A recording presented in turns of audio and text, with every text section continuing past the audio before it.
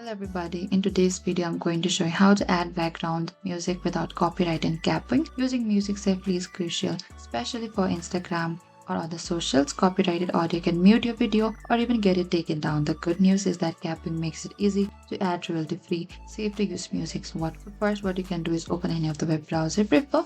In the top there's an address bar, type down kapwing.com and enter it. And once you get into this interface of a Kapwing, what you can do is you can also upload your video, or you can simply choose one of the draft here. And the first thing is you can use your own music file. You can go to this audio on the left hand side and you can also upload your own, or you can paste the link here, or you can also use the built-in audio if available. You can browse through all of this Kapwing music library. Here you can select and add to the timeline, and these are usually safe to use. Select one of the music, simply click onto the music here and it will automatically put it up onto this editing timeline as well. And you can adjust the audio. You can simply trim it over here on this edges of the clip. You can go to this edges clip and move it. And this is how you can trim as well. And after that you can simply export your video in the top right, and that is it. Thank you for watching this video. I hope I could help you how to add background music without copyright in Kapwing. If you have any queries or confusion, please comment down below and we will reach out to you very soon.